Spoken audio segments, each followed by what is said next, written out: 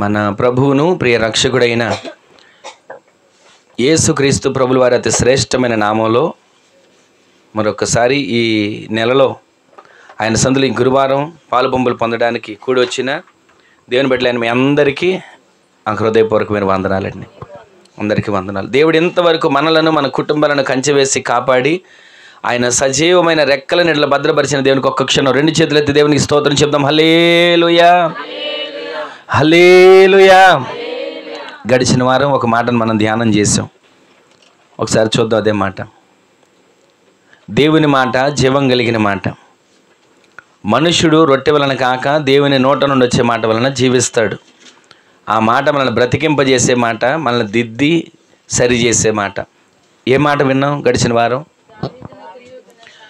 చూడండి ఆ మాట. యెషయా ప్రవచన గ్రంథం 55వ అధ్యాయం 3వ వచనంలో రాయబడిన మాట మరొకసారి చదువుకుందాం. చెవియొగ్గి నా యొద్దకు రండి. విన్నారుగా మాటలు. చెవియొగ్గి నా యొద్దకు రండి. ఎవరైతే ఆయన యొద్దకు వస్తారో, వచ్చిన వారు ఏం చేస్తారు? ఆయన మాటలు వింటారు. వినిన వారు ఏమవుతారు? బ్రతుకుతారు. తర్వాత ఒక మాట ఉంది, నేను మీతో ఒక నిత్య నిబంధన చేస్తున్నాను. ఆ నిబంధన ఏంటంటే దావీదునకు చూపిన శాశ్వత కృప మీకు చూపుతున్నాను. ఆమెను చెప్పండి. ఈ సంవత్సరంలో ప్రారంభ రోజు నుంచి దేవుడు మాట్లాడుతూనే వస్తున్నాడు. దావీదునకు చూపిన శాశ్వత కృప. నేను చెప్పాను కదా గడిచిన వారం, ఎవరమైనా కోరుకునేది ఏది అంటే ఒక పూట బిర్యానీనో, లేదా ఒక పూట ఒక 100 రూపాయలు, లేదా సంపాదనో కాదు. ఎవ్వరు కోరుకున్నా నా ఇల్లు కృపతో నింపబడాలి, నా ఇల్లు క్షేమంతో నింపబడాలి, నా ఆత్మీయ జీవితం ఆత్మచేత నింపబడాలి అని కోరుకుంటారు. భక్తుడైన దావీదు గారు కూడా దేవుని సందులో అదే కోరుకున్నాడు. నేను నా కుటుంబం నీ సన్నిధిలో స్థిరపరచబడాలయ్యా, ఆ విధంగా నిలబెట్టవా, నాకు కృప దయచేవా, నాకు కృపను అనుగ్రహించవా అని దావీదు గారు వేడుకుంటే, సర్లే నీకు కృపనిస్తానులే అని ఆయన సరిపెట్టుకోలే. ఆయన ఏం చేస్తున్నాడంటే నిత్యమైన కృపనిచ్చాడు. మరొక మాట అంటున్నాడు, దావీదునకు చూపిన శాశ్వత కృపను మీకు చూపుతాను. అంటే దావీదుకి ఆల్రెడీ చూపించేశాడు శాశ్వత కృప. ఈ రోజున ఆత్మీయంగా ఎదుగుతున్న మనం, సంవత్సరాలు గడుస్తున్నాయి, నెలలు దొర్లుకుంటూ వెళ్తున్నాయి, వారాలు గడిచిపోతున్నాయి. ఎవరికోరు అనుకునేది ఏంటంటే నిన్నేనా, అప్పుడే వారం వచ్చేసిందా, నిన్నే జరిగినట్లు ఉంది కదా అనుకుంటున్నాం. వారం కాదు, సంవత్సరమే ఒక రోజులో గడిచిపోయేట్లుగా గడిచిపోతుంది. అయితే దేవుని సందులో ఎదుగుతున్న మనం ఏ విధమైన కృపను పొందుకుంటున్నాం? కృప పొందుకోవాలంటే ఏం చేయాలో గడిచిన వారం 3 మాటలు చెప్పాను క్లుప్తంగా. ఏం మాటలు అయ్యి? మనసులో గుర్తుండే మాటలే. ఏం మాటలు అయ్యి? మనము స్తుతించే వారిగా ఉండాలి, ప్రార్థించే వారిగా ఉండాలి, చదివేవారిగా ఉండాలి. ఎంతమంది ఇవాళ వాక్యం చదివారు? దేవుని సందులో వాక్యాన్ని మనం చదువుతూ ఉండాలి. నేను చెప్తున్నాను కదా, వాక్యాన్ని చదివేది మనకేదో జ్ఞానం వచ్చేస్తుంది, మనం ఏదో సైంటిస్టులు అయిపోతామని కాదు, లేదా వాక్యం తెలిస్తే విస్తారంగా ప్రసంగాలు చేసేస్తామని కాదు. వాక్యం మనకు అర్థమైనా అర్థం కాకపోయినా ప్రతిరోజు వాక్యాన్ని చదివితే మన ఆత్మీయ జీవితం శుద్ధీకరించబడుతుంది. జనవరి 1వ తారీఖు నుంచి మరలా మొదలుపెట్టాం.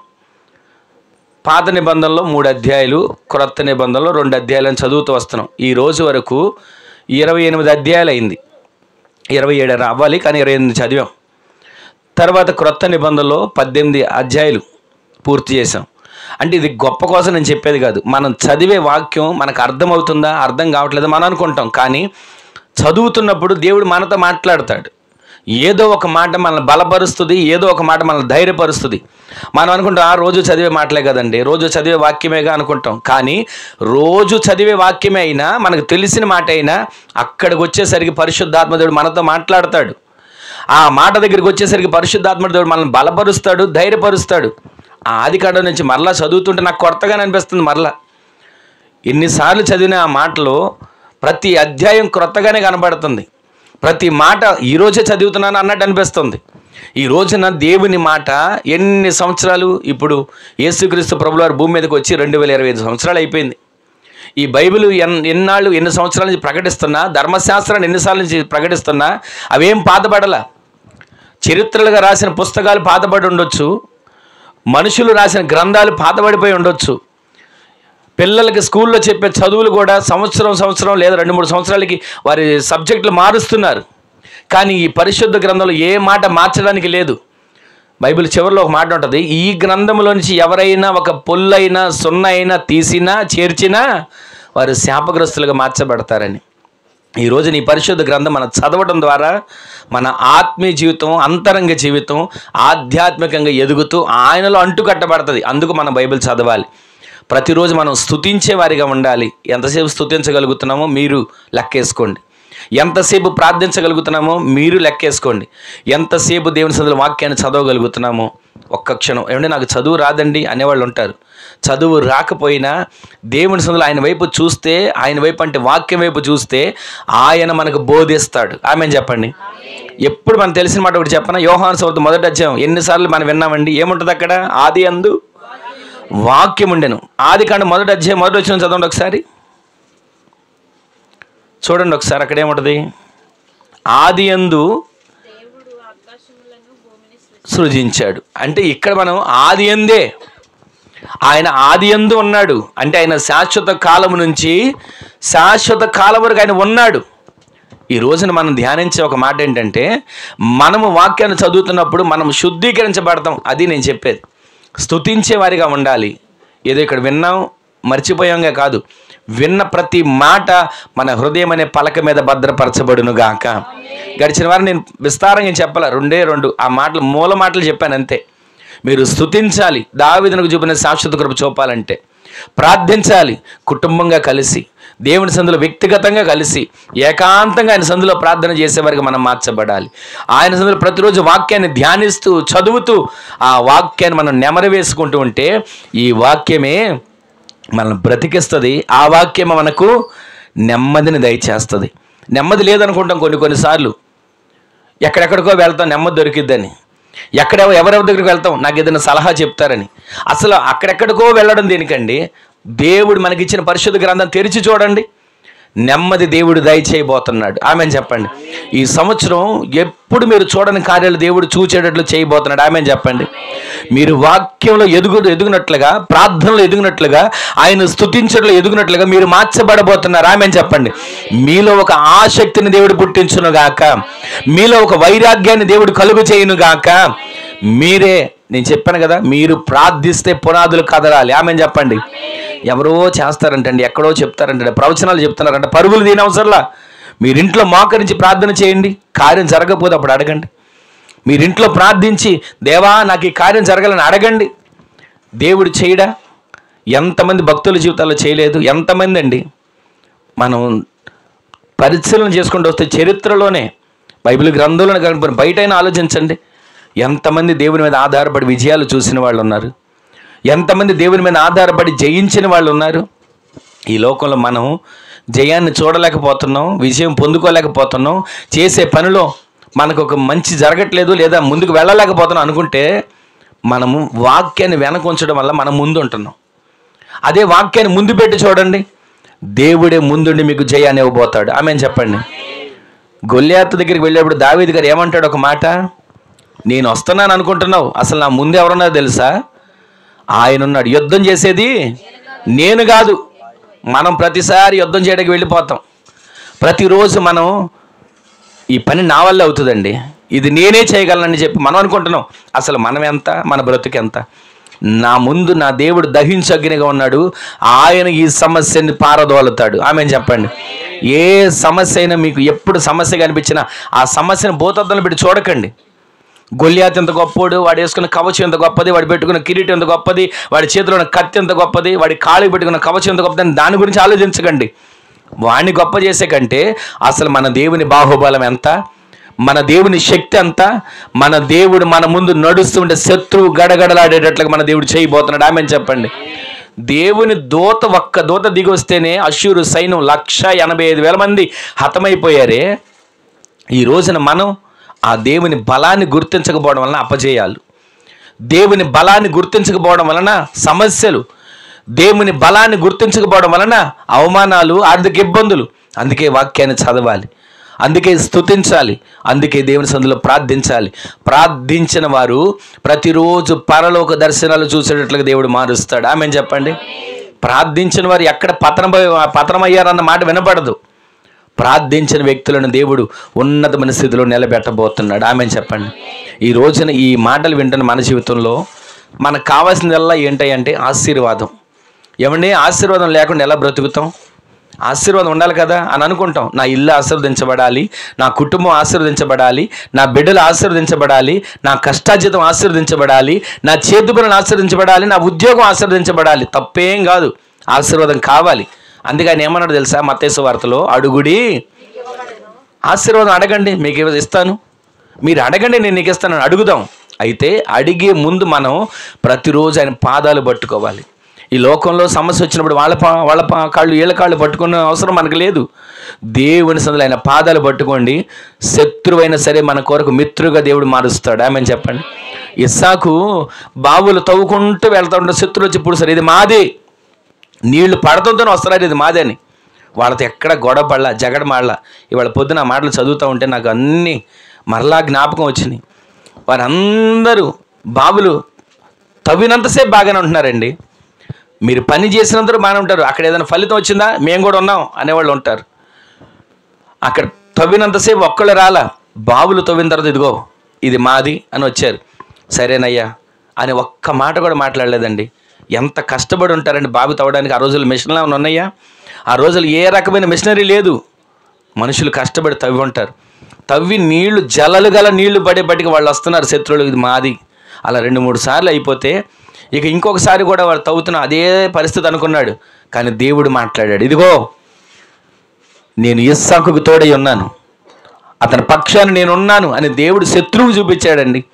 ఆ శత్రువు వస్తూ ఉంటుంటే ఇస్సాకు అనుకుంటాడు, మరలా వచ్చేసాడు రా, ఈ బావి కూడా వాళ్ళ సొంతం అయిపోద్ది అనుకుంటుంటే అప్పుడు అతను వచ్చి అంటాడు, ఇదిగో నీ దేవుడు నీకు తోడై ఉండడం నేను చూశాను, నీ దేవుడు నీకు తోడై ఉండడం, నాతో మాట్లాడడం నేను నీ దేవుడిని చూడగలిగాను అని శత్రువు వచ్చి చెప్తున్నాడు. ఈ రోజున మన గురించి మనం గొప్ప చెప్పుకోవడం అవసరం లేదు. మన శత్రువు మన గురించి మన దేవుని శక్తిని గురించి చెప్పేటట్లుగా దేవుని కార్యాలు ఈ సంవత్సరంలో జరుగునుగాక. ప్రతిరోజు అందుకే మనం ప్రార్థించాలి, స్తుతించాలి, వాక్యాన్ని ధ్యానించాలి. మరొక మాట మీకు జ్ఞాపకం చేస్తాను. ఒక మాట, దావీదుకు చూపిన శాశ్వత కృప మనకు చూపించబడాలంటే మరొక లక్షణం ఏముందంటే, దావీదు చేసిన పని ఏంటంటే మందను కాపాడేవాడు. ఏం కాపాడేవాడు? తన దగ్గరగా అప్పగించిన మందను, తన తండ్రి అప్పగించిన మందను ఏది కూడా పోగొట్టుకోకుండా జాగ్రత్తగా కాపాడేవాడు. అయితే మీకు నేను అర్థమవుతుంది మరొక మాట చెప్పేది ఏంటంటే, దావీదు మందని కాపాడుకుంటూ వస్తున్నాడు, వాటిని జాగ్రత్తగా చూసుకుంటూ వస్తున్నాడు. కొన్నిసార్లు సింహం వచ్చింది, కొన్నిసార్లు ఎలుగుబంటి వచ్చింది. అమ్మో సింహం, నేను వెళ్ళి నా గొర్రెపిల్లని విడిపించుకొచ్చుకోవడానికి నేను వెళ్ళానా, అది గొర్రెపిల్లని పక్కన పెట్టి నన్ను చంపుకు తింటదేమో అనుకుని ఆగిపోలా. ఎలుగుబంటి వచ్చింది, ఈ పోతే పోయిందిలే ఒక గొర్రెపిల్ల అని అనుకోకుండా ఎలుగుబంటితో పోరాడాడు, సింహంతో పోరాడాడు. అయితే విజయాన్ని చూశాడు. నేను మీకు చెప్పే ఒక మాట ఏంటంటే, మనం ఆత్మీయ జీవితంలో ఉన్నప్పుడు మందను కాపాడుకోవడం అంటే మన కుటుంబాన్ని మనం కాపాడుకోవాలి. ఆమెను చెప్పండి. మీ కుటుంబంలో తండ్రి పాత్రగా ఉన్నా, తల్లి పాత్రగా ఉన్నా, అక్క పాత్రగా ఉన్నా, అన్న పాత్రగా ఉన్నా, ఏ విధంగా అయినా సరే మీ కుటుంబాన్ని మీరు కాపాడుకొందురుగాక. ఎందుకు కాపాడుకోవాలండి? అసలు అంత అవసరం వచ్చిందని అనుకోవచ్చు మీరు. అక్కడ సింహం, అడవిలో తిరిగే సింహం గొర్రెపిల్లని పట్టుకెళ్ళడానికి వచ్చింది. అక్కడ ఎలుగుబంటి గొర్రెపిల్లని తీసుకుని వెళ్ళడానికి వచ్చింది. కానీ ఇప్పుడు మనం ఎందుకు కాపాడుకోవాలి? మందను కాపాడినట్లుగా దావీదు మన కుటుంబాన్ని ఎందుకు కాపాడుకోవాలంటే, అపవాది గర్జించు సింహం వలె ఎవరిని మింగుదునమా అని తిరుగులాడుతున్నాడు. మనం ఆ రోజుల్లో ఉన్నాం. అపవాది పని అంతసేపు ఏంటంటే, ఏ కుటుంబం మీదకి వెళదాం, నెమ్మది లేకుండా చేద్దాం, ఏ అక్క తమ్ముళ్ళలో గొడవ పెడదాం, ఏ భార్య భర్తల్లో చిచ్చు పెడదాం, లేకపోతే వాళ్ళు సంపాదించింది నిలబడకుండా చేద్దాం అని వాడు ఎన్నో ప్రయత్నాలు చేస్తాడు. ఈ నూతన సంవత్సరంలో అడుగుపెట్టిన మనం ప్రారంభపు వారమే దేవుడు మనతో మాట్లాడుతూ వచ్చాడు. మీరు స్తుతించాలి, మీరు ప్రార్థించాలి, మీరు వాక్యాన్ని చదవాలి. ఎందుకని? మనకేదో లాభం వచ్చి పడిపోతుందని కాదు, మన ఆత్మీయ జీవితం కాపాడుకోవటానికి. ఆమెను చెప్పండి. మన ఆత్మీయ జీవితం కాపాడబడాలి, ఆత్మీయతలు మనం ఎదగాలి. అందుకు మనం దావీదునకు చూపిన శాశ్వత కృప మనం పొందుకోవాలంటే ఈ 3 చేయాలని దేవుడు మాట్లాడుతూ వచ్చాడు. ఈ దినాన మనం ధ్యానిస్తున్న మరొక మాట ఏంటంటే, మనము మన ఇంటిని కాపాడుకోవాలి. ఈ స్తుతుల ద్వారా, ప్రార్థన ద్వారా, వాక్య ధ్యానం ద్వారా మన ఇంటికి మనం ఒక ప్రాకారాన్ని సిద్ధపరచుకోబోతున్నాం. ఆమేన్ చెప్పండి. ఆ ప్రాకారంలోకి ఏ శత్రువు ఇక మీద రాడు. ఆమేన్ చెప్పండి. గర్జించు సింహం అంటే ఎంతసేపు అరుస్తూ ఉంటుంది. మీకు ఒక మాట తెలుసు కదా, చదువుకున్న పిల్లలేగా, ఆ సింహం ఎప్పుడు వేటాడడానికి వెళ్ళదంట. వేటాడడానికి వెళ్ళదు, ఒక చోట కూర్చొని భయంకరంగా భేకరిస్తుంది, హోంకరిస్తుంది. అది అరిచిన అరుపులకి ఎక్కడెక్కడో ఉన్నటువంటి జంతువులు అసలు ఈ సింహం వచ్చేసిందేమో అన్నాడు కంగారుతో అటు ఇటు అవి పరిగెడతా ఉంటుంటే పరిగెడుతున్న వాటిని ఒక్కసారిగా పట్టుకుంటుంది. చిరతపులు అయితే వేటాడుతుంది, సింహం వేటాడదు. ఎంతసేపు హోంకరిస్తుంది. దాని అరుపుకే అడవిలో ఉన్నవన్నీ ఎక్కడో ఉన్నవన్నీ కంగారు పడిపోతుంటాయి. అలాగే అపవాది ఎంతసేపు గర్జించే సింహంలాగా అరుస్తున్నాడు. ఎందుకో తెలుసా? వాడి కోరలు సిలువలో యేసుక్రీస్తు ప్రభువులు తీసేశాడు, వాడి కోరలు విరగొట్టాడు. అందుకే వాడు నవలడానికి వీల్లేక ఎంతసేపు ఎవరిని మింగుదాం, ఏ కుటుంబాన్ని మింగుదాం, ఎవరి కష్టార్జితాన్ని మింగుదాం, ఎవరి ఆరోగ్యాన్ని మింగుదాం అని వాడు ఎన్నో ప్రయత్నాలు చేసి కుటుంబాల్లో చొరబడుతున్నాడు. ఈ చొరబడినటువంటి అపవాది మన ఇంట్లోకి రాకుండా ఉండాలంటే మనము మందను దావీదు కాపాడుకున్నట్లుగా మన ఆత్మీయ జీవితాన్ని, మన కుటుంబాన్ని, మన వ్యక్తిగత అనుభవాన్ని మనం కాపాడుకుంటూ ఉండాలి. వాడు గర్జించే సింహంలాగా వస్తున్నాడు. వాడు ఎంతసేపు గర్జిస్తాడు. మీకు తెలుసు కదా, రైల్వే స్టేషన్లో నిలబడినప్పుడు ఆగున్న ట్రైన్ కూడా ఎంతగా హార్న్ కొడితే పిల్లలు ఉలిక్కి పడతారు. ట్రైన్ ఎక్కడో ఉంటుంది, పట్టాల మీద, వీళ్ళు ఎక్కడో ఉంటారు. కానీ హార్న్ సౌండ్ విని ఉలిక్కి పడతారు, ట్రైన్ మీదకు వచ్చేసిందేమో అనుకుంటారు. అదేవిధంగా వాడు ఎంతసేపు భయపెడతాడు, ఎంతసేపు ఆత్మీయ జీవితంలో పడిపోయేటట్లుగా చేయాలని ప్రయత్నిస్తుంటాడు. అయితే మనం ప్రార్థన కలిగి ఉంటే, స్తుతించేవారిగా ఉంటే, వాక్యాన్ని ధ్యానించేవారిగా ఉంటే వాడి అరుపులకి ఎక్కడ మనం భయపడక్కర్లా. అసలు మన ఇంట్లో మనం ప్రాకారాన్ని సిద్ధపరచుకుంటే వాడు ఎక్కడ ఎలా రాగలుగుతాడు? అందుకే ప్రతిరోజు దావీదు మందను కాపాడుకున్నట్లుగా మన కుటుంబాన్ని, మన ఆత్మీయ జీవితాన్ని మనము కాపాడుకునే వారిగా మార్చబడుదుముగాక. ఆ విధంగా దావీదు చేసినట్లుగా మనం చేయగలిగితే మనకు దావీదునకు చూపిన శాశ్వతమైన కృప ప్రతిరోజు, ఈ సంవత్సరమే కాదండి, ఆ మాట ఈ సంవత్సరమే కాదు, మన తరతరాలు ఆయన కృపను చూపుతూనే ఉంటాడు. ఆమేన్ చెప్పండి. మరొక విషయం దావీదు గారు ఏం చేశారో చదవండి ఒకసారి. దినవృత్తాంతాల మొదటి గ్రంథం 26వ అధ్యాయం అనుకుంటా, చూడండి. 28వ అధ్యాయం 12వ వచనం. దినవృత్తాంతాల మొదటి గ్రంథం దేవుని మందిరపు బొక్కసములకును ప్రతిష్ట వస్తువులకును వస్తువుల బొక్కసములకును తాను ఏర్పాటు చేసి సిద్ధపరిచిన మచ్చులను తన కుమారుడైన సొలొమోనుకు అప్పగించెను. మరలా మీకు చదువుతున్నాను, వినండి. వారి చుట్టూనున్న గదులకును దేవుని మందిరపు బొక్కసములకును ప్రతిష్ఠిత వస్తువుల బొక్కసములకును తాను ఏర్పాటు చేసి సిద్ధపరిచిన మచ్చులను తన కుమారుడైన సొలొమోనునకు అప్పగించెను. ఇక్కడ మీకు క్లుప్తంగా ఒక అర్థమయ్యే మాట మీకు జ్ఞాపకం చేస్తాను. దేవుని సన్నిధిలో ప్రతిరోజు ప్రార్థించే దావీదు గారికి ఒక ఆలోచన వచ్చింది. దేవుని మందిరమేమో ప్రత్యక్షపు గుడారంలో ఉంటుంది, నేనేమో సరంబి వేసిన ఇళ్లలో చక్కగా నివాసం ఉండి హాయిగా రత్న కంబళ మీద పడుకొని నిద్రపోతున్నానే అని ఒక ఆలోచన వచ్చి, నా దేవుని మందిరం ఉన్నతమైన స్థితిలోకి రావాలి, నా దేవుని మందిరం కూడా ఉన్నతమైన రీతిగా కట్టబడాలి అని ఒక ఆలోచన వచ్చి దేవుని దగ్గర ప్రార్థన చేస్తున్నాడు. అయ్యా, నీ మందిరం కట్టాలి, ఒక నమూనా చూపించు, నీ మందిరం కట్టాలి, ఏదైనా ఒక నాకు ఆలోచన తెలియచేయి అని ప్రార్థన చేస్తుంటుంటే దేవుడు దిగొచ్చి మాట్లాడతాడు, దావీదు, మందిరం కట్టడం నీ వల్ల కాదు, మందిరం కట్టడానికి నీ అర్హుడవు కాదు. ఎందుకో తెలుసా? నీ చేతులు దేంతో నింపబడి ఉన్నాయి? రక్తంతో. యుద్ధాలు చేసావు, ప్రాణాలు రక్తం ఒలికించావు, ప్రాణాలు తీసావు, నీ చేతులంతా రక్తమయమైపోయినాయి. నీ రక్తంతో మందిరం కట్టలేవు కదా.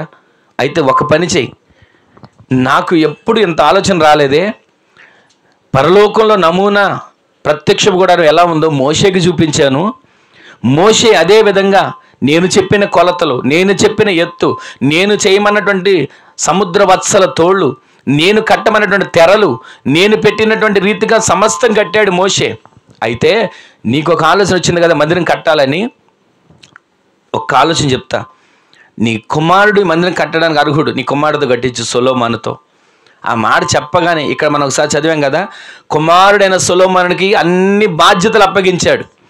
ఇదిగో మందిరము కట్టాలి, దేవుని మందిరము కట్టబడాలి, వెండి బంగారం రత్నాలు వజ్రాలు ఇవన్నిటిని సిద్ధపరిచేశాడండి. కొలత లేనన్ని ఆస్తి వాటిలన్నింటినీ సిద్ధపరిచి ఆస్తి వెనకేసుకుందామని అనుకోలే. దేవుని మందిరం కొరకు ప్రజలందరి దగ్గర నుంచి ఎవరు వెండిస్తారో, ఎవరు బంగారం ఇస్తారో, ఎవరు ఇదిగో కర్రలు ఇస్తారో, ఎవరు మందిరం పనికి ఏది ఇస్తారో అన్నిటిని పోగు చేసి ఒక చోట రాయబడి ఉంటుంది. అందరూ ఇచ్చిన తన దగ్గర ఉన్నది కూడా మొత్తం తీసి దేవుని మందిరానికి అప్పగించి తన కుమారుడికి చెప్తున్నాడు ఈ విధంగా కట్టాలని. ఈ రోజున దావీదు గారిలో అంతగా దేవుడు కృప చూపడానికి కారణం ఏంటంటే, శాశ్వత కృపను చూపడానికి కారణం ఏంటంటే మందిరం మీద మక్కువతో ఉన్నాడు. నా దేవుని మందిరం కట్టబడాలి అనే ఆశ కలిగి ఉన్నాడు. ఆ దేవుని మందిరం కట్టడం కోసం తనను దాన్ని అప్పగించుకున్నాడు. నువ్వు కట్టకూడదు అని దేవుడు చెప్పినప్పటికీ కూడా దేవుని మీద కోప్పడలా. ఏమైనా నాకేంటయ్యా, పాపాన్ని కడుక్కున్నానుగా, అపవిత్రతను తొలగించుకున్నానుగా, ఇప్పుడు మంచిగానే బ్రతుకుతున్నానుగా అని ఎదురు తిరగలా. దేవుడు చెప్పిన మాటకి లోబడిపోయాడు. ఆ మాట ప్రకారంగా జీవిస్తూ తన కుమారుడికి అప్పచెప్తున్నాడు. అయ్యా ఇదిగో దేవుని మందిరం నువ్వు కట్టాలి, నా దేవుడు చూపించాడు. ఆ మందిరం నమ్ము, నా దేవుడు తెలియచేస్తాడు, సమస్తం దేవుడు ఎలా చూపిస్తాడు అలాగే చెయ్యి అని చెప్తే సొలొమోను ఆ మందిరం కట్టించిన తర్వాత ఆ మందిరంలో ఒక మాట ఉంటుంది. ఇదిగో ఈ స్థలమందు చేయబడి ప్రార్థనల పైన నా మనస్సును నా కనుదృష్టిని నిలుస్తుంది. ఆమెన్ చెప్పండి. ఒకప్పుడు ప్రత్యక్ష గుడారంలో మహిమ దిగొచ్చి మాట్లాడే దేవుడు దావీదుకు వచ్చిన ఆలోచన ద్వారా కట్టబడిన మందిరంలో అంటున్నాడు, ఈ మందిరంలో చేయబడే ప్రార్థన మీద, ఈ స్థలమందు చేయబడే ప్రార్థన మీద నా మనస్సు ఉంటుంది, నా కనుదృష్టి ఉంటుంది, ఎల్లప్పుడూ ఇక్కడ ఉంటుంది. ఈ రోజున ఆ విధంగా దేవుని పని కొరకు మనం చేయగలగాలి. దేవుని కొరకు మనం ఏది చేయగలిగినా, దేవుని కొరకు మనం ఏది చేసినా దానిని దేవుడు జ్ఞాపకం చేసుకొని ఇదిగో దావీదునకు చూపిన శాశ్వతమైన కృప మీకు చూపుతాను. మరొకసారి యెషయా గ్రంథం 55వ అధ్యాయంలోకి రండి. ఒకసారి 4వ వచనం చదవండి. యెషయా గ్రంథం 55. ఇదిగో జనములకు సాక్షిగా నిన్ను నిలబెడతాడు, నియమించాను, రాజుగాను అధిపతిగాను. ఈ రోజు నుంచి మీరు రాజులుగా అధిపతులుగా మార్చబడుదురుగాక, జనములకు సాక్షులుగా మీరు నిలబడుదురుగాక. దేవుడు ఆ విధంగా నిలబెడతాడండి. దావీదునకు చూపిన శాశ్వతమైన కృప మనకు చూపుతానన్న దేవుడు మన అనామకులుగా నిలబెట్టడు, దిక్కుమాలిన వాళ్ళకి నిలబెట్టడు, అప్పుల పాలైపోయి ఏ పరిస్థితి దారి లేక ఇక చావే శరణ్యం అనుకునేట్లుగా నిలబెట్టడు. అనేకుల ఎదుట ఎలా నిలబెడతాడంట? సాక్షులుగా మిమ్మల్ని నిలబెట్టబోతున్నాడు. ఆమెన్ చెప్పండి. మనందరిని ఆ విధంగా నిలబెట్టబోతున్నాడు. ఆమెన్ చెప్పండి. దావీదునకు చూపిన శాశ్వత కృప మనకు చూపే దేవుడు మనం ఎలా ఉండాలని కోరుకున్నాడంటే, ప్రార్థించేవారిగా, స్తుతించేవారిగా, వాక్యాన్ని ధ్యానించేవారిగా, ప్రతిరోజు కూడా మన కుటుంబాన్ని మందను మనం కాపాడుకోగలిగిన వారిగా, ఆత్మీయ జీవితాన్ని కాపాడుకోగలిగిన వారిగా మనం ఉంటే, మనము దేవుని పని కోసం నడుం కట్టుకోగలిగిన వారిగా మనం ఉంటే, దేవుని పని కోసం ఆసక్తి కలిగిన వారిగా మనం ఉంటే, దేవుని మందిరం కోసం మక్కువ కలిగిన వారిగా మనం ఉంటే, మనల్ని అనామకులుగా విడిచిపెట్టడండి, మనల్ని జనములకు సాక్షులుగా నిలబెట్టబోతున్నాడు. ఆమెన్ చెప్పండి. సాక్షులుగా నిలబెట్టడం మాత్రమే కాదంట, రాజులుగా అధిపతులుగా. బానిసగా అమ్మివేయబడ్డాడండి యోసేపు. కానీ ఊరు వెళ్ళిపోయాడు. వెళ్ళిన తర్వాత బానిస అంటేనే బ్రతుకు భారం, స్వేచ్ఛ ఉండదు, స్వాతంత్రం ఉండదు, ఇష్టపడక పని చేయడానికి ఉండదు, ఇష్టపడక ముద్ద తినడానికి ఉండదు, వాళ్ళు చెప్పినట్లుగా నడుచుకోవాలి, వాళ్ళు చెప్పినట్లు చెయ్యాలి. కానీ దేవుడు ఎంతగా యోసేపుని హెచ్చించాడో తెలుసా? చెరసాలలో వేయబడిన తర్వాత చెరసాల అంతటి మీద యోసేపుని అధిపతిగా దేవుడు ఉంచాడు. ఆమెన్ చెప్పండి. ఈ రోజున కష్టాలు వచ్చినాయి అని అనుకుంటున్నామా? కన్నీళ్ళు వచ్చినాయి అని అనుకుంటున్నామా? ఏం కృంగిపోని అవసరం లేదు. వాటి మీద మనం బానిసలం కాదు, ఆ కన్నీళ్లకు, ఆ కష్టాలకు మనమే అధిపతులుగా ఉండబోతున్నాం. ఆమెన్ చెప్పండి. ఈ రోజు నుంచి ఒకే మాట మీరు అనుకోండి, ఏ శ్రమ వచ్చినా, ఏ కష్టం వచ్చినా, కష్టమా నిన్ను చూసి నేను భయపడతాను అనుకుంటున్నామేమో, శ్రమ నిన్ను చూసి నేను కృంగిపోతాను అనుకుంటున్నావేమో, నేను బానిసను కాదు నీకు, నేనే నీ మీద అధిపతిగా ఉండబోతున్నాను. ఆమె చెప్పండి. ఆ విధంగా అట్టి ఆసక్తి మీలో దేవుడు కలిగించునుగాక. ఒకసారి కీర్తనలు 48వ కీర్తనలోకి రండి. ఒకసారి 48వ కీర్తనలో, యెషయా ఇలాగ ఉంచి 48వ కీర్తనలోకి రండి ఒకసారి. అక్కడ ఒక మాట ఉంటుంది, ఎన్నో వచనం, 12వ వచనంలో, రాబోవు తరములకు దాని వివరము మీకు చెప్పునట్లు సంచరించుడి. ఇక్కడ మరొకసారి ఆ మాట చదవండమ్మా, 12వ వచనం. ముందు రాబోవు తరములకు దాని వివరము మీరు చెప్పునట్లుగా. ఆమెన్ చెప్పండి. మీ గురించి ఇక్కడ ఉన్న వాళ్ళు ఈ తరం వాళ్ళు కాదండి, రాబోయే తరం వాళ్ళు మీ గురించి చెప్పాలి. చెప్పరే ఆమెనని? ఆమెన్. ఏమండి, పలానోళ్ళు ప్రార్థన చేశారండి, మేము రక్షించబడ్డాం. పలానోళ్ళు ప్రార్థన చేశారండి, మా కుటుంబం బాగుపడింది. పలానోళ్ళు ప్రార్థన చేశారండి, ఈరోజు మేము క్షేమంగా ఉన్నామంటే కారణం అదిగో వాళ్ళు ప్రార్థన అని ఎక్కడున్న వాళ్ళు మన గురించి, మన ఎదురుగా, మన గొప్ప కోసమో లేదా మన దగ్గర ఆశించి చెప్పడం కాదు, మన గురించి రాబోయే తరాలు చెప్పబోతున్నాయి. ఆమేన్. ఆ విధంగా దేవుడి కార్యాలు చేయబోతున్నాడు. ఎప్పుడు చేస్తాడు అంటే, మనం ప్రార్థించేవారిగా, స్తుతించేవారిగా, వాక్యాన్ని ధ్యానించేవారిగా, ఆయన సన్నిధిలో ప్రతిరోజు మన ఆత్మీయ జీవితాన్ని, మన కుటుంబాన్ని కాపాడుకునేవారిగా, ప్రతిరోజు కూడా మనము ఆయన సన్నిధిలో దేవుని మందిరం కొరకు మక్కువ కలిగిన వారిగా ఉంటే మనల్ని ఎలా చేస్తున్నాడో తెలుసా? సాక్షులుగా, అనేకులు ఎదుట సాక్షులుగా నిలబెడుతున్నాడు. రాజులుగా, అధిపతులుగా ఆయన చేస్తున్నాడు. మన సాక్ష్యం మనం చెప్పడం కాదంట, రాబో తరాల వారు చెప్పేట్లుగా మన సాక్ష్య జీవితాన్ని దేవుడు వృద్ధి చేయునుగాక. మన పిల్లల పిల్లలను దేవుడు ఆశీర్వదించబోతున్నాడు. ఆమె చెప్పండి. ఒకసారి యెషయా గ్రంథం 55 ఇప్పుడు 4వ వచనం చదవండి త్వరగా. 4, 5 వచనాలు చదవండి. నీవు ఎరుగని జనులను నీవు పిలిచెదవు, నిన్ను ఎరుగని జనులు యెహోవా నిన్ను మహిమపరచగా. ఆమె చెప్పండి.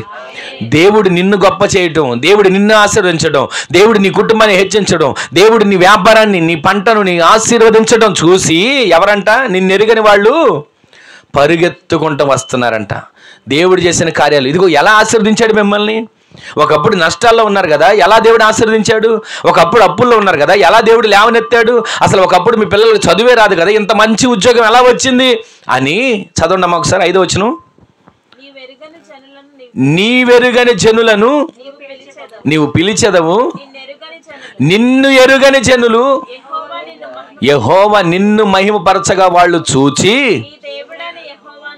నీ దేవుడైన యెహోవాను బట్టి, ఇశ్రాయేలు పరిశుద్ధ దేవునిని బట్టి. చూసారా? మీరు ఆశీర్వదించబడడం చూసి వాళ్ళందరూ కూడా ఆశ్చర్యపోతారంట. మీరు ఆశీర్వదించబడడం చూసి వాళ్ళందరూ కూడా ముక్కు మీద వేలేసుకుంటారంట. ఇంకొక మాట చెప్పనా? మీరు ఆశీర్వదించడం చూసి వాళ్ళందరూ అవాక్కు అవుతారంట. ఆమె చెప్పండి. అవాక్క ఏమంటా తెలుసా? యెహోవా నిన్ను మహిమపరచగా చూచి, నిన్ను మహిమపరచగా చూచి, నిన్ను ఆశీర్వదించగా చూచి, నీవు అభివృద్ధి పొందడం చూచి వాళ్ళందరూ కూడా పరుగెత్తుకుని వచ్చేటట్లు దేవుడు చేయబోతున్నాడు. ఆమె చెప్పండి. ఈ దీవెనలన్నీ మీ మీద దేవుడు కుమ్మరించునుగాక. ఈ ఆశీర్వాదం మీరు పొందుకునేటట్లు దేవుడు సహాయం చేయునుగాక. ఏ ఆశీర్వాదాలన్నీ ఎంతవరకు అనుకుంటారు? ఏ ఆశీర్వాదం వచ్చిందండి, ఏ లాభం వచ్చిందండి, ఏ మేలు వచ్చిందండి, అన్ని కష్టాలే, అన్ని నష్టాలే, అన్ని బాధలే, అన్ని బలహీనతలు అనుకుంటున్నావు. కానీ ఈ రోజు నుంచి దేవుడు చరిత్రను మార్చబోతున్నాడు. ఆమె చెప్పండి. ఈ 2025 సంవత్సరంలో దేవుడి వాగ్దానాలన్నీ మీ కుటుంబాల్లో, మీ పక్షాల దేవుడు నెరవేర్చునుగాక. మీరు ఈ ఆశీర్వాదాలు పొందుకోవడం అంట నిన్నెరుగని వాళ్ళు చూస్తారంట. నిన్ను ఎరుగని జనులు చూసి, దేవుడు నీకు చేసిన కార్యాలను చూసి పరిగెత్తుకుంటూ వచ్చి దేవుని నామాన్ని మహిమపరచబోతున్నారు. ఆమె చెప్పండి. ఈ సంవత్సరం మీ సాక్ష్యం హెచ్చించబడేట్లుగా దేవుడు చేయబోతున్నాడు. ఆమె చెప్పండి. మీ పిల్లలు దీవించబడాలి దావీదు సంతానం వలె. ఆమె చెప్పండి. మీ పిల్లలు పిల్లలు పిల్లలు దావీదు సంతానం వలె దేవుడు దీవించబోతున్నాడు. ఆమె చెప్పండి. ఈ రోజున జనములకు రాజుగా, జనములకు అధిపతిగా, జనములకు నాయకుడిగా దేవుడు మీ జీవితాల్లో జరిగించునుగాక. ఇవన్నీ దేనిలో జరుగుతాయి అంటే శాశ్వతమైన కృపలో జరుగుతాయి. దేనిలో జరుగుతాయి? దావీదునకు చూపిన శాశ్వత కృపలో ఇవన్నీ జరుగుతాయి. జనములకు నిన్ను సాక్షిగా నిలబెడతాడు. నీకు చేసిన దేవుడు మేలు చేసిన, నిన్ను మహింపరిచిన దాన్ని, నిన్ను ఆశీర్వదించిన దాన్ని చూసి నిన్ను ఎరుగని వాళ్ళు పరిగెత్తుకుంటూ వస్తారు. ఎక్కడున్నా సరే నీవు రాజుగానే ఉంటావు, ఏ పరిస్థితిలో ఉన్నా నీవు అధిపతిగానే ఉంటావు. నా పేరు రాజు అండి అని మనం అనుకోవడం కాదు. నిన్ను దేవుడు రాజుగా చేయబోతున్నాడు, ఆమెను చెప్పండి. నిన్ను దేవుడు అధిపతిగా చేయబోతున్నాడు, ఆమెను చెప్పండి. ఆయన సైన్యములకు అధిపతి, నిన్ను ఆయనకు పనికొచ్చే అధిపతిగా దేవుడు మార్చునుగాక. నిన్ను ప్రతిరోజు కూడా విడిచిపెట్టడు, వదిలిపెట్టడు, మర్చిపోడు. నిన్ను జ్ఞాపకం చేసుకుంటే మరొక నిన్ను నడిపించబోతున్నాడు. యోసేపు చెరసాలలో ఉంటే మర్చిపోలేదే, యాకోబు రాత్రి తలగడగా రాయి చేసుకుని అరణ్యంలో ఉంటే మర్చిపోలేదే, అబ్రహాము ఒంటరిగా ఉంటే మర్చిపోలేదే.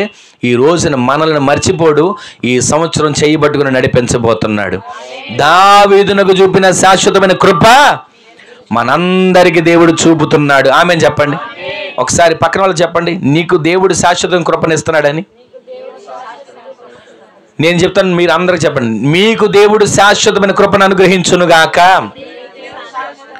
దావీదునకు చూపిన శాశ్వత కృప మీకు చూపునుగాక. అందరు ఆమేన్ చెప్పండి. ఆమేన్. ఈ వాగ్దానాలన్నీ దేవుడు మన పట్ల నెరవేర్చునుగాక. మరొక మాటను మీకు జ్ఞాపకం చేస్తాను, చూడండి. అదే యెషయా గ్రంథం పేజీ వెనక్కి తిప్పండి. 54వ అధ్యాయంలో 8వ వచనంలో ఒక మాట ఉంటుంది, చూడండి.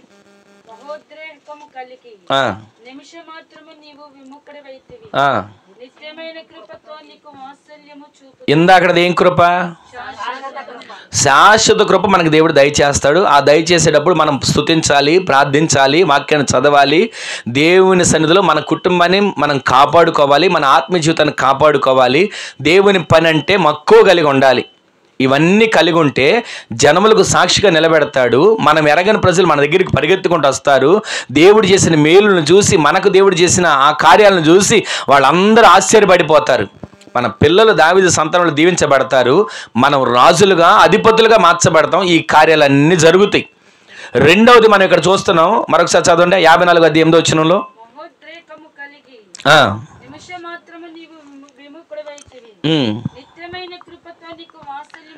నిత్యమైన కృపతో దేవుడు నీకు వాత్సల్యం చూపించబోతున్నాడు, ఆమేన్ చెప్పండి.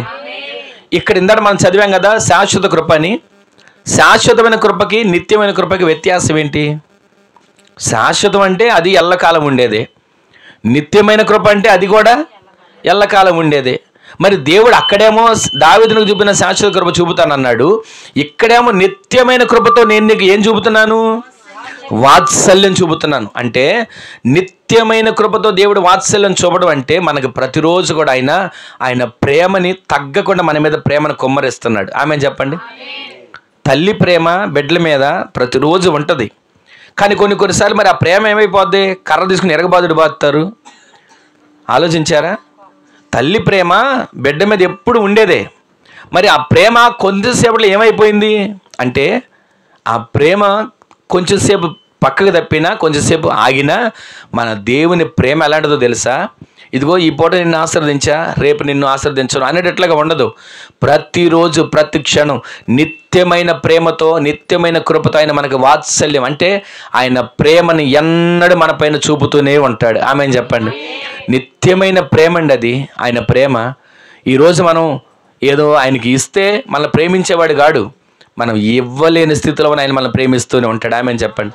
ఆయనకి వెండో, బంగారమో, పొలాలు, ఆస్తో, స్థలం ఇవ్వవలసిన లేదండి. హృదయాన్ని ఆయనకి ఇవ్వాలి. ప్రతిరోజు ఆయనకి కృతజ్ఞతాస్తుతుల సింహాసనం వేయాలి. ప్రతిరోజు ఆయన సందులో ప్రార్థించే వ్యక్తిగా మార్చబడాలి.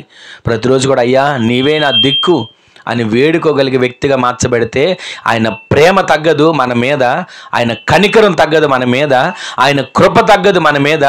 నిత్యమైన కృపతో మనకి ప్రతిరోజు వాత్సల్యతను దేవుడు చూపుతూనే ఉంటాడు, ఆమేన్ చెప్పండి. ఒకసారి విలాప గ్రంథం 3వ అధ్యాయం 22వ వచనంలో రాయబడిన మాటను ఒకసారి చూడండి. విలాప గ్రంథం 3వ అధ్యాయం 22వ వచనం త్వరగా చూడండి. ఇర్మియా పక్కన ఉంటుంది. 3:22 అనుదినము నూతనముగా పుట్టుచున్నది. పైన 22వ వచనం చదువుదాం. యెహోవా కృపగలిగిన వాడు అంటే ఆయన వాత్సల్యం అంటే ఆయన ప్రేమ ఎడతెగక నిలిచి ఉంది గనుకే మనము నిర్మూలం కాలేదు. 23వ వచనంలో కూడా అనుదినము అంటే ప్రతిదినం, ప్రతిరోజు ఆయన కృప మన ఎడల ఎలా ఉంటుందంట? నూతనంగా. ఈ మాట మనం ధ్యానించాలి. నూతనమైన కృప. నిన్న ఒక కృప ఇచ్చాను కదా, నూతనమైనది, నూతన సంవత్సరం వచ్చింది కదా. మనం అనుకుంటాం 1వ తారీఖు వస్తే నూతన సంవత్సరం, 9వ తారీఖు వచ్చింది కదా పాత పడిపోయింది అనుకుంటాం. కానీ దేవుడు మన ఎడల కృపను అలా కాదంట. నూతనంగా మొదటి రోజున ఏ విధంగా కృపనిచ్చాడో 2వ రోజున కూడా అదే నూతనమైన కృప, 3వ రోజు కూడా అదే నూతనమైన కృప. రోజు మారుతుంది కదా అని చెప్పి కృపను తగ్గించడు, రోజు మారుతుంది కదా అని ప్రేమను తగ్గించడు, రోజును మారుతుంది కదా అని చెప్పి ఆయన ఇచ్చే ఆశీర్వాదాన్ని తగ్గించడు. ప్రతిరోజు ఇదిగో ఈ నెల ఒక కృపనిచ్చాడా, రాబోతున్న నెల మరింత కృప ఇవ్వబోతున్నాడు. ఈ సంవత్సరంలో 12 నెలలు కావలసిన కృప, అత్యధికమైన కృపను దేవుడు మనందరిపైన కుమ్మరించునుగాక.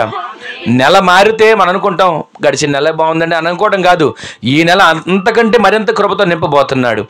ఈ నెల మరింత కృపతో దేవుడు బలపరచబోతున్నాడని విశ్వాసంతో మీరు అడుగులు వేయండి.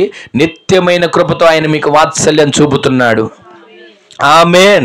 నిత్యమైన కృప, నిత్యమైన కృప, ఎడబాయని కృప, విడదీయలేని కృప, ఆయన కృపతో వాత్సల్యాన్ని దేవుడు చూపుతూనే ఉండునుగాక. మరొక మాట, అది యెషయా గ్రంథంలోకి రండి. 54వ అధ్యాయంలోకి వచ్చేయండి ఒకసారి. త్వరగా నేను ముగించేస్తాను. యెషయా గ్రంథం 54వ అధ్యాయం 9వ వచనం చూడండి. ఇందాక 8 చదివాం, ఇప్పుడు 9 చూడండి.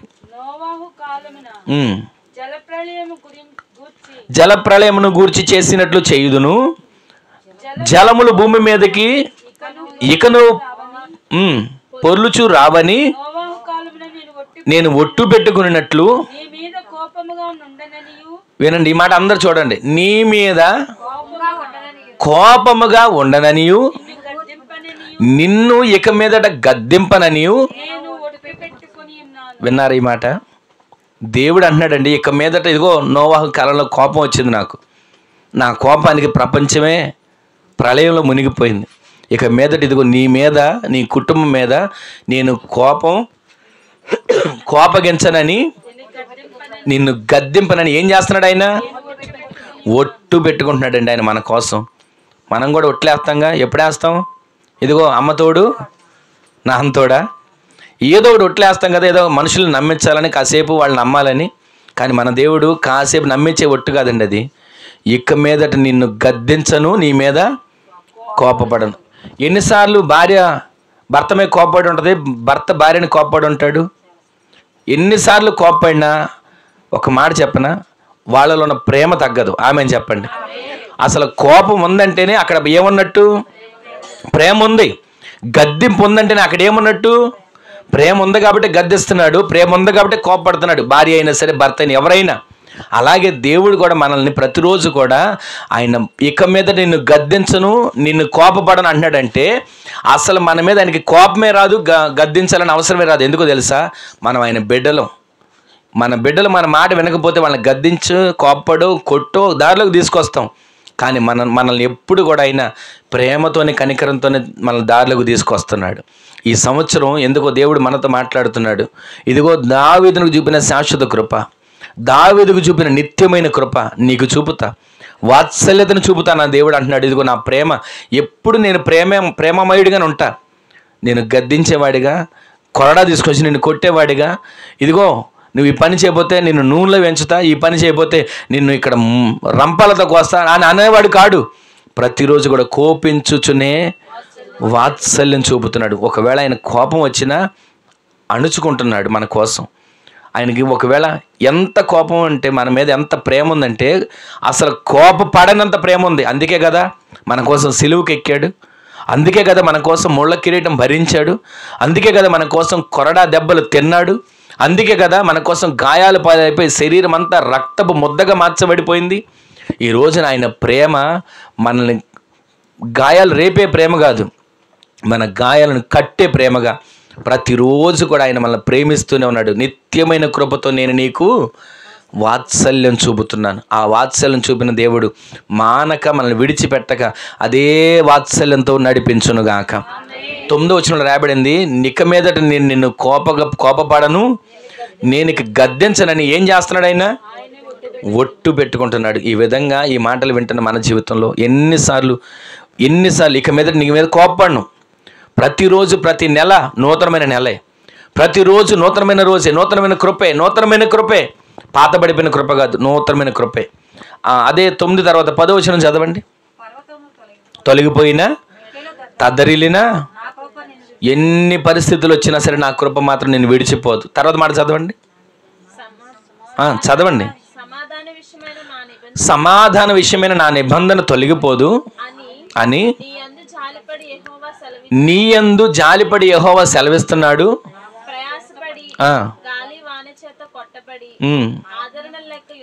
ఉన్నదానా నేను నీలాంజలములతో నీ కట్టడాన్ని కట్టబోతున్నాను, నీలములతో పునాదులను వేయబోతున్నాను, మాణిక్యమైన మణులతో నీ కోట కొమ్ములను సూర్యకాంతములతో కట్టుచున్నాను. ఆమెను చెప్పండి. నిత్యమైన కృపతో మన జీవితాన్ని ఆయన కట్టబోతున్నాడండి. ఆమెను చెప్పండి. ఒక మేస్త్రి కడితే ఇటుక రాళ్లతో కడతాడు, ఒక మేస్త్రి కడితే సిమెంట్ రాళ్లతో కడతాడు, ఒక మేస్త్రి కడితే అడుసుతో కడతాడేమో. కానీ మన దేవుడు మన ఆత్మీయ జీవితాన్ని సిమెంట్తోనో ఇసుకతోనో అడుస్తోనో కాదండి, నీలాంజలములతో మనల్ని కట్టబోతున్నాడు, మాణిక్య మణులతో కట్టబోతున్నాడు, ప్రశస్తమైన రత్నములతో మన ఆత్మీయ జీవితాన్ని కట్టబోతున్నాడు. ఆమెను చెప్పండి. మన ఆత్మీయ జీవితంలో మనం అడుసు కాదు, సిమెంట్ కాదు, మనం రాయి కాదు, ప్రశస్తమైన రత్నాలతో దేవుడు మనల్ని కడుతున్నాడు. మనల్ని చూసిన వాళ్ళందరూ అంటారు, నీ పేరు రత్నం, నీ ముఖరూపం రత్నం, ఇదిగో ఎలా కట్టబడ్డావు, ఏ విధంగా అమర్చబడ్డావు, ఏ విధంగా నిర్మించబడ్డావు. ప్రతిరోజు కూడా మనం కట్టబడడానికి ఇష్టపడాలి. పునాదులు కలిగిన పట్టణం మీద మనం నిత్యము కూడా నివాసం ఉండేటట్లుగా మన ఆత్మీయ జీవితాన్ని దేవుడు కడుతున్నప్పుడు అప్పగించుకోవాలి. దావీదునకు చూపిన శాశ్వత కృప నీకు చూపుతాను అంటున్నాడే, ఆ కృపను మనం పొందుకోవడానికి కట్టబడాలి, ఆ కృపను మనం పొందుకోవడానికి సిద్ధపరచబడాలి. ఆయన మాటిస్తున్నాడు, నేను ఇక కోప్పడను, నేను ఇక నిన్ను గద్దించను. ఎందుకో తెలుసా? పునాదులు కలిగిన పట్టణంలోకి నిన్ను నడిపించబోతున్నాను, పునాదులు కలిగిన పట్టణంలో నిన్ను నిలబెట్టబోతున్నాను. అందుకే నిన్ను ప్రతిరోజు పరిశుద్ధాత్మతో కడుతున్నాను, అందుకే ప్రతిరోజు ఆత్మచేత నేను నింపుతూ సిద్ధపరుస్తున్నాను. అందుకే వధువు సంఘముగా మచ్చ ముడత డాగు కళంకం లేనటువంటి నిర్దోషమైన వారికి నేను కడుతున్నా. హేగేకి అప్పగించుకుంది కదా ఎస్తేరు, కట్టబడింది. అలా అప్పగించుకోకుండా కట్టబడుకోకుండా వారికి నచ్చినట్లుగా జీవించిన వారు ఉన్నారు. రాజు ముందు నిలబడినప్పుడు ఎవరు రాజు కోరుకుంది?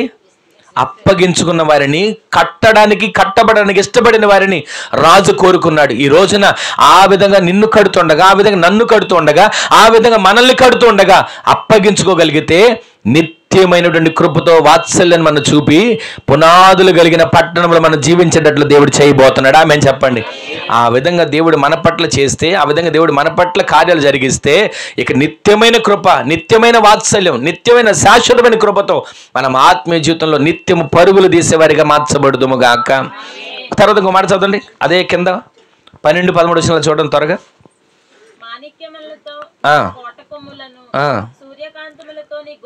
కట్టుచున్నాను, ఏర్పరచుచున్నాను. ఈ మాట అందరూ వినండి, అందరు చదవండి, అందరూ నోడుతానండి అన్నమాట. నీ పిల్లలందరూ యెహోవా చేత ఉపదేశం పొందబోతున్నారు. గట్టిగా ఆమెను చెప్పండి. ఎవరో మనుషులు చెప్పిన మాటలు వినడం కాదండి, ఇక మీదట ఈ సంవత్సరంలో మీ పిల్లలందరూ దేవుని ఉపదేశాన్ని వినబోతున్నారు. ఆమెను చెప్పండి. ప్రతివారు దేవుని వాక్యంలో కట్టబడబోతున్నారు. ఆమెను చెప్పండి. ప్రతివారు ఆత్మీయులుగా మార్చబడబోతున్నారు. ఆమెను చెప్పండి.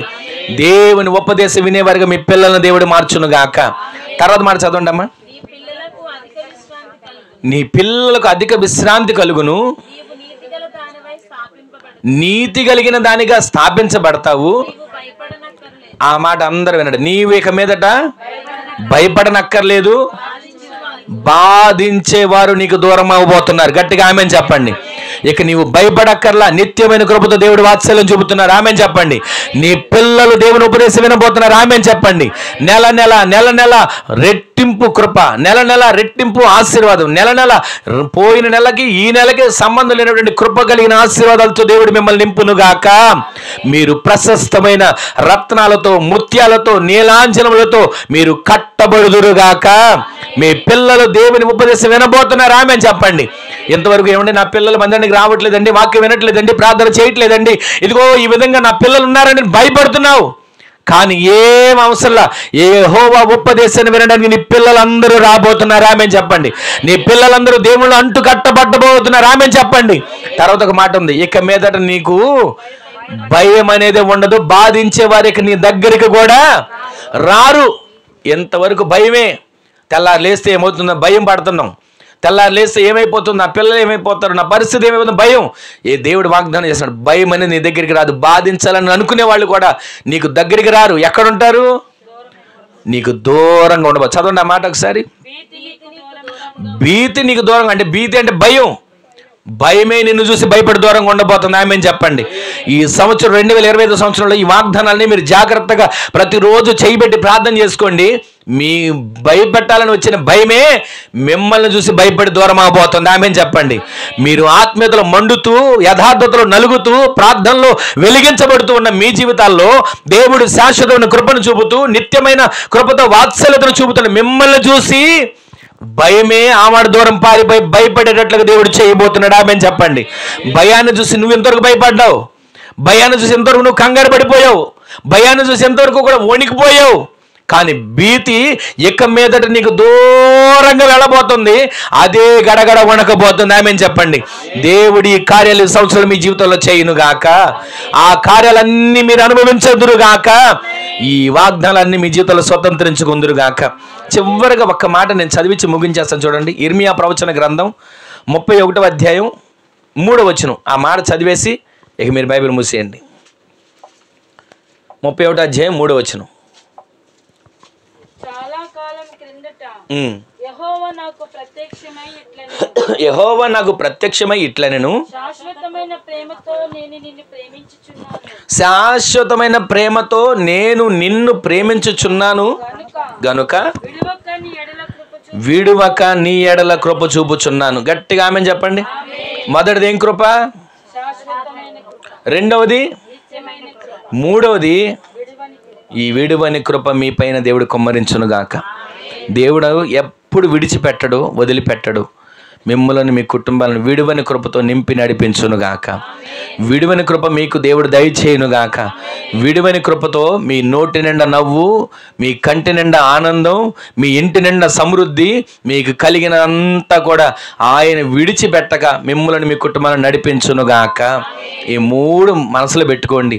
ప్రతిరోజు ప్రార్థన చేసుకోండి. అయ్యా, శాశ్వతమైన కృప, నిత్యమైన కృప, విడువని కృప నా పైన, నా కుటుంబం పైన కుమ్మరించయ్యా అని ఒక్క క్షణం ప్రార్థన చేసుకుని అందరూ లేచి నిలబడండి. అందరూ లేచి నిలబడండి. ఒక్క క్షణం ఒక చిన్న ప్రార్థన చేసుకుని ముగించుకుందాం.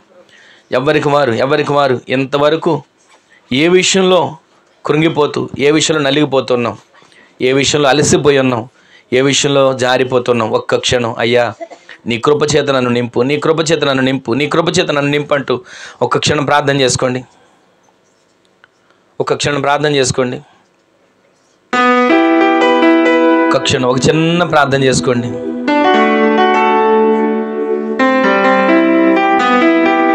నీ కృపేనయ్యా నన్ను బ్రతికించింది, నీ కృపేనయ్యా మరొక సంవత్సరంలో అడుగు పెట్టడానికి అవకాశం ఇచ్చింది, నీ కృపేనయ్యా నన్ను ఆదరించింది, నీ కృపేనయ్యా నన్ను పోషించింది, నీ కృపేనయ్యా ఈ విధంగా సజీవునిగా నిలబెట్టిందంటే ఒక్క క్షణం కృప కొరకు ఒక్క క్షణం ప్రార్థన చేసుకోండి. అయ్యా, శాశ్వతమైన కృప, నేను ప్రార్థిస్తాను, నేను స్తుతిస్తాను, నేను నీ వాక్యాన్ని చదువుతాను, ఆత్మీయతగా నేను నిలబడుతూ నా కుటుంబాన్ని నేను కట్టుకుంటూ కాపాడుకుంటానయ్యా. నీ మందిరం అంటే మక్కువ కలిగి నేను ఉంటానయ్యా. నా పట్ల కార్యాన్ని చేయవా, జనములకు సాక్షులుగా నన్ను నిలబెట్టయ్యా. దావీదు సంతానం వలె నా సంతానాన్ని దీవించండి అయ్యా. ప్రతిరోజు నేను రాజుగా, అధిపతిగా నేను మార్చబడాలి. జనులు మీరు నన్ను ఆశీర్వదించిన పరిస్థితిని చూసి ప్రతిరోజు మీ నామాన్ని మేము మహింపరుచేటట్లుగా మా జీవితాలు మార్చండి అయ్యా. నిత్యమైన కృప, నిత్యమైన కృపతో వాత్సల్యత, అనుదినము వాత్సల్యత, అనుదినము కృప, అనుదినము వాత్సల్యత నా పైన కురిపించండి, నా పైన కుమ్మరించండి అయ్యా. నా పైన కుమ్మరించండి ప్రభువా, నా పైన కుమ్మరించండి నాయన. తరతరాలు నా కుటుంబాన్ని గురించి, నన్ను గురించి జనులు చెప్పుకునేటట్లుగా నా ఆత్మ జీవితం స్థిరపరచబడాలి ప్రభువా. కార్యాన్ని చేయవా, కార్యాన్ని చేయవా, కార్యాన్ని చేయవా, కార్యాన్ని చేయవా, కార్యాన్ని చేయవా. నిత్యమైన కృపతో నేను నింపబడాలయ్యా. నెల నెల కృప, నెల నెల కృప, రోజు రోజు కృప, ప్రతి దినము నిమిష నిమిషము కృప, గంట గంటకు కృప చేత నేను నింపబడాలి ప్రభువా. అట్టి కృప, అట్టి భాగ్యం నాకు దయచేయండి తండ్రి. నీలాంజనములతో నేను కట్టబడాలి, నీలాంజనములతో నేను కట్టబడాలి, ప్రశస్తమైన రత్నములతో నేను కట్టబడాలి, పునాదులు కలిగిన వ్యక్తిగా నేను కట్టబడాలి ప్రభువా. నా పట్ల కార్యాన్ని చేయ్యా, నా పట్ల కార్యాన్ని చేయ్యా, నా పట్ల కార్యాన్ని చేయ్యా, నా పట్ల కార్యాన్ని చెయ్యి ప్రభువా అంటే ఒక్క క్షణం ప్రార్థన చేసుకోండి. ఎవరికి వారి ప్రార్థన చేసుకోండి. నిత్యమైన కృపతో నాకు వాత్సల్యతను చూపించండి అయ్యా. ఇంతవరకు భయాన్ని చూసి నేను భయపడిపోయాను, ఎంతవరకు సమస్యలు చూసి నేను భయపడిపోయాను, ఎంతవరకు నాకున్న బలహీనతను చూసి నేను భయపడిపోయాను. ఇక మీదటి నుంచి ఆ భయమే నన్ను చూసి గడగడ వణికేటట్లుగా నేను మార్చబడాలి ప్రభువా. భయం నాకు దూరముగా ఉండాలి, భీతి నాకు దూరముగా ఉండాలి. నా పిల్లలు నీ ఉపదేశాన్ని వినేవారిగా మార్చబడాలయ్యా. నా పట్ల కార్యాన్ని చేయవా, నా పట్ల కార్యాన్ని చేయి ప్రభు అంటే ఒక క్షణం ఒక చిన్న ప్రార్థన చేసుకోండి. తండ్రి, విడువని కృప, విడువని కృపతో నన్ను నడిపించండి అయ్యా, విడువని కృపతో నన్ను పోషించండి అయ్యా, విడువని కృపతో నాకు నిత్యము కూడా నా అండగా నిలబడండి ప్రభువా. ఈ 3 విషయాలు నేను నిలబడాలయ్యా. శాశ్వతమైన కృప, నిత్యమైన కృప, విడువని కృపతో నేను ప్రతిదినం పోషించబడి బలపరచగలిగేటట్లుగా నా పట్ల కార్యాన్ని చేయవండి. ఒక్క క్షణం అప్పగించుకుని ఎవరికొరకు చిన్న ప్రార్థన చేసుకోండి. నీ కృప తప్ప వేరొకటి లేదయా, నీ మనసులో నేనుంటే చాలయా, బహుకాలముగా నేనున్న స్థితిలో నీ కృప నాయడ చాలునంటివే. నీ కృప తప్ప వేరొకటి లేదయా, నీ మనసులో నేనుంటే చాలయ్యా, బహుకాలముగా నేనున్న స్థితిలో నీ కృప నాయడ చాలునంటివే. నీ అరచేతిలో నన్ను చేసుకుంటివే, నాకేమి కొదువా. ఈ స్తుతి మహిమలు నీకే చెల్లించెదను జీవితాంతము. ఘనమైనవి నీ కార్యములు నా ఎడల, స్థిరమైనవి నీ ఆలోచనలు నా యేసయ్యా.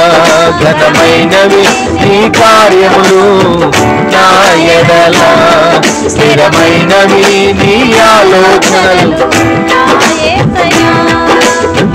కృపలను పొందుచు కృతజ్ఞత కలిగి స్తుతులర్పించెదను అన్ని వేళలా. కృపలను పొందుచు కృతజ్ఞత కలిగి స్తుతులర్పించెదను అన్ని వేళలా. అనుదినము నీ అనుగ్రహమే, ఆయుష్కాలము నీ వరమే. అనుదినము నీ అనుగ్రహమే, ఆయుష్కాలము నీ వరమే. ఘనమైనవి నీ కార్యములు నా ఎడల, స్థిరమైనవి నీ ఆలోచనలు నా యేసయ్యా. ఘనమైనవి నీ కార్యములు నా ఎడల, స్థిరమైనవి నీ ఆలోచనలు నా యేసయ్యా. అనుదినము నీ అనుగ్రహమే, ఆయుష్కాలము. అందరూ మనసారా పాడండి. అనుదినము నీ అనుగ్రహమే, ఆయుష్కాలము నీ వరమే. అనుదినము నీ అనుగ్రహమే, ఆయుష్కాలము నీ వరమే. ఘనమైనవి నీ కార్యములు నా ఎడల స్థిరమైనవి నీ ఆలోచనలు నా యేసయ్యా.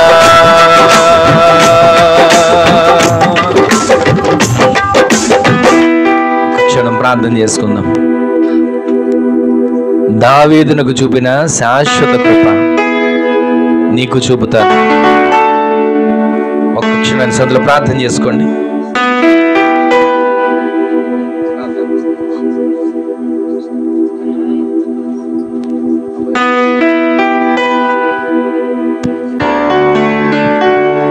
కృపగలిగిన దేవా, మీకు వందనాలు, స్తుతి స్తోత్రాలు చెల్లిస్తున్నాను. నా తండ్రి, ఆరాధన ఆశీర్వాదకరంగా, దీవెనకరంగా, మహిమకరంగా జరిగించినందుకు మీకు నిండు కృతజ్ఞతాస్తుతి యాగం చెల్లిస్తున్నాం తండ్రి. స్తోత్రం స్తోత్రం స్తోత్రం నైనా. అయ్యా, ఈ దినాన మీ సేవకుల్ని నిలబెట్టుకొని నాతో మాతో మీరు ముచ్చటించిన ప్రతి మాటను బట్టి వందనాలు చెల్లిస్తున్నాం. అయ్యా, మీ మాటలు జీవపు ఊటలు ప్రవ్వా. మా హృదయం అనే పలక మీద మేము వాటిని రాసుకొని భద్రపరుచుకొని ప్రతి నిత్యము మేము వాటిని నమరి వేసుకునే భాగ్యాన్ని మీరు మాకు దయచేయండి. అయ్యా, నీ మాటలు మంచి నేల మీద పడిన విత్తనాల వలె ఫలించి అభివృద్ధి పొంది మేము వాటి యందు విస్తరించులాగున మీ కార్యాలు జరిగించమని వేడుకుంటున్నాం తండ్రి. నిజమే ప్రభువా, మా పితరుడైన దావీదు గారికి చూపించిన శాశ్వతమైన కృప మాకు, మా కుటుంబాలకి, మా సంఘాలకి, మా పరిచర్యకి మీరు అనుగ్రహిస్తున్నందుకై వందనాలు చెల్లిస్తున్నాం నాయనా. స్తోత్రం. ఏ విధంగా అయితే దావీదు గారికి శాశ్వతమైన కృపను చూపించారో మాకును నాయన ఆ విధంగా మీరు చూపిస్తున్నందుకు వందనాలు చెల్లిస్తున్నాం. ఆ కృప చూపించబడాలంటే మేము ఎలా ఉండాలో మీరు మాతో మాట్లాడిన ప్రతి మాటను బట్టి వందనాలు చెల్లిస్తున్నామయ్యా. మీ సన్నిధిలో మేము ప్రతి నిత్యము ప్రార్థించగలగాలయ్యా, ప్రతి నిత్యము మేము స్తుతించగలగాలి తండ్రి. అయ్యా తండ్రి, సమయం ఉన్నప్పుడల్లా నీ వాక్యాన్ని మేము ధ్యానించుకోగలగాలి ప్రభువా. అయ్యా, మా ఆత్మీయ జీవితాన్ని కాపాడుకోగలిగిన కృపని మీరు మాకు అనుగ్రహించండి. మా కుటుంబాలని, మా బిడ్డల్ని కాపాడుకోగలగాలి ప్రభువా. గర్జించు సింహం వల్ల ఎవరిని మృంగుదమని అపవాది తిరుగులాడుచుండగా వాడినైనా తండ్రి నోటలు ఎవరు చిక్కబడకుండా కాపాడుకోగలిగిన ప్రార్థనాత్మను మీరు మాకు అనుగ్రహించమని వేడుకొంచున్నాం తండ్రి. అయ్యా, దావీదు గారిని నైనా ఒక సాక్షిగా నిలబెట్టినట్లుగా మేము ఒక సాక్షులుగా నిలబడాలి అయ్యా. స్తోత్రం. మేము ఒక అధిపతులుగా నిలబడాలి ప్రభువా. అయ్యా తండ్రి, మేము ఎరుగని జనమును చూచి నైనా మీరు ఎలా దీవించబడ్డారని వారు అడిగేటట్లుగా మేము ఆ విధంగా నిలబడగలగాలి ప్రభువా. మా ఆత్మీయ జీవితంలోనైనా కుడికి కానీ ఎడమకు కానీ త్రోలగక అయ్యా నైనా స్తోత్రం, మేము స్థిరులుగా మార్చబడటానికి కృపను చూపించమని వేడుకుంటున్నాం అయ్యా. నిత్యమైన కృపను నేను మీకు ఇస్తానని మీరు వాగ్దానం చేస్తారు. అనుదినము అనుక్షణము వాత్సల్యత నేను చూపిస్తానన్నారు ప్రభువా. అయ్యా, ప్రతి నిత్యమునైనా అయ్యా అనుదినమైనటువంటి నైనా నిత్యమైన కృపతో మీరు మమ్మల్ని నడిపిస్తున్నందుకు వందనాలు చెల్లిస్తున్నామయ్యా. ప్రశస్తమైన రత్నములతో, మాణిక్య మణులతో, నీలాంజనములతో నేను మిమ్మల్ని కడతానని మీరు వాగ్దానం చేస్తారు ప్రభువా. అయ్యా స్తోత్రం. భీతి మాకు దూరముగా ఉంటుందన్నారు. ఇప్పటి వరకు నైనా నీ బిడ్డలమైన మేము ఎన్నో భయాల చేత మా జీవితాలు గడిపామయ్యా. రానున్న దినాల్లో మేము భయపడనక్కరలేదన్నారు ప్రభువా. అయ్యా, ప్రార్థననే కవచం మేము ధరించుకున్నప్పుడు అయ్యా తండ్రి స్తోత్రం నైనా వాక్యమనే కవచాన్ని మేము ధరించుకున్నప్పుడు అయ్యా భయపడనక్కరలేదని మీరు సెలవిస్తున్నారు. ఆ భయాలు మమ్మల్ని చూచి పారిపోతాయని మీరు సెలవిచ్చారు ప్రభువా. అయ్యా, మీరట్టి కార్యాలు మీరు జరిగిస్తున్నందుకు వందనాలు చెల్లిస్తున్నాం. మా పిల్లలు నైనా నీ ఉపదేశ క్రమంలో పెంచబడాలి, మీ సన్నిధిలో నాటబడాలి. మా బిడ్డలు తండ్రి పచ్చని వెలువ మొక్కల వల్ల ఎదగగలగాలి ప్రభువా. మీరట్టి కార్యాలు మీరు జరిగించండి. మా బిడ్డలు తండ్రి స్తోత్రం నైనా అధిక విశ్రాంతిని ఇస్తానని మీరు వాగ్దానం చేశారు. దావీదు గారి వల్ల మా బిడ్డలు మీ సన్నిధిలో ఎదగటానికి కృపను చూపించండి.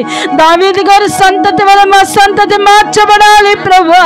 మా బిడ్డలు ఆ విధంగా మార్చబడాలి ప్రభువా. మీరు ఆ విధంగా మీరు ఆశీర్వదించండి. పర్వతాలు తొలగిన, మెట్టలు తత్తరిల్లిన నా కృప మిమ్మల్ని విడిచిపోదని మీరు సెలవిస్తున్నారు. సమాధాన విషయమే నా నిబంధన తొలగిపోదని మీరు సెలవిస్తున్నారు ప్రభువా. మీరు మా జీవితాలు మీరు చేసిన ప్రతి ఉపకారాలను బట్టి వందనాలు చెల్లిస్తున్నాం. విడువని కృప మాకు తోడుగా ఉండాలయ్యా. దావీదు గారిని నాయన శాశ్వతమైన కృపతో మీరు ఏ విధంగా అయితే ప్రేమించారో ఆ విధంగా మమ్మల్ని మీరు ప్రేమిస్తున్నందుకు వందనాలు చెల్లిస్తున్నాం. నేను మిమ్మల్ని గద్దింపను అన్నారయ్యా. నేను మిమ్మల్ని నైనా స్తోత్రం నైనా మిమ్మల్ని నేను ఏమి అనను అన్నారు అని ఒట్టి పెట్టుకున్న దేవుడు అయ్యా. అనుదినము అనుక్షణము మాయడలు మీరు వాత్సల్యతను చూపిస్తున్నందుకు మీకు కృతజ్ఞతాస్తుత్యాగం చెల్లిస్తున్నాను తండ్రి. ఈ లోకపు తల్లిదండ్రులకి నాయన కాసేపు నీ ప్రేమయ్యా. కానీ నీ ప్రేమ నాయన మరుపురానిది, మరువలేనిది. నిత్యమైన నీ ప్రేమ చేత మీరు మమ్మల్ని నడిపిస్తున్నందుకు మీకు కృతజ్ఞతాస్తుత్యాగం చెల్లిస్తున్నామయ్యా. మీ సేవకుల్ని నిలబెట్టుకుని నాతో మాతో మాట్లాడిన ప్రతి జీవపు వాక్కును బట్టి వందనాలు చెల్లిస్తున్నాం తండ్రి.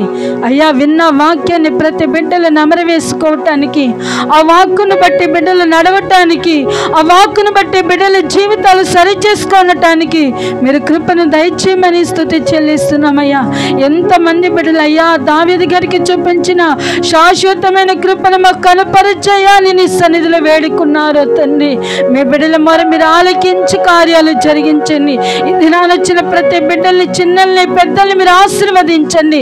నీ మాటలు సమీపాన వింటున్నా, దూరాన విని తండ్రి, దూరాన ఉండి వింటున్న తండ్రి, నీ బిడ్డల్ని మీరు దీవించమని స్తుతి చెల్లిస్తూ యేసు నామమున అడుగుచున్నాం తండ్రి.